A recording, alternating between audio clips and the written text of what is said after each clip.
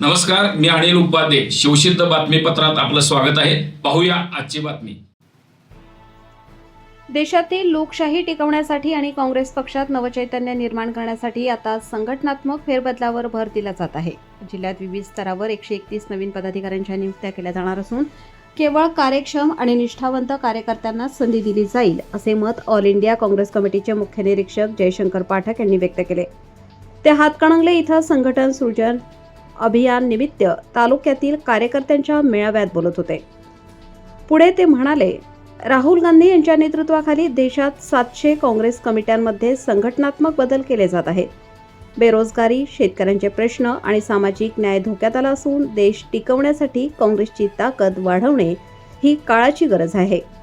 तालुका काँग्रेस कमिटीच्या वतीने आयोजित पदाधिकारी निवड प्रक्रियेच्या बैठकीत ते बोलत होते.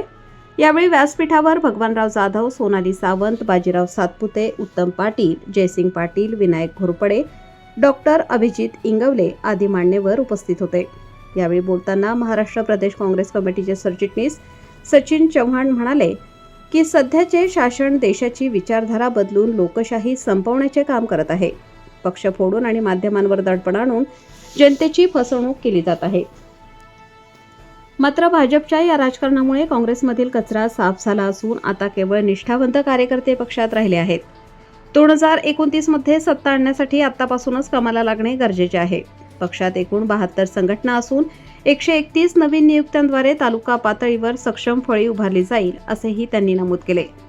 माजी आमदार राजूबाबा आवळे म्हणाले की काँग्रेस हा सर्व धर्म समभावाचा विचार जपणारा पक्ष आहे.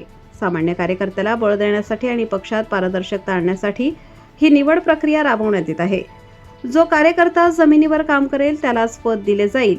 या बैठकीला जिल्हा परिषद सदस्या शुभांगी कुंभार, बाजीराव सातपुते, तालुकाध्यक्ष भगवान जाधव, उत्तम पाटील, उत्तम सावंत, डॉक्टर विजय गोरड, दयासागर मोरे, अक्काताई पाटील, अशोक आळतेकर, कपिल पाटील, शकील अत्तार, निहाल संधी, सचिन चव्हाण, रमेश पाटोळे, रणजित पाटील, सरदार आवळे, महेश कुंभार, रियाज जमादार, मुनीर जमादार, हिम्मत बारगीर, गोविंद दरक, विलास कांबळे यांच्यासह मोठ्या संख्येने कार्यकर्ते उपस्थित होते.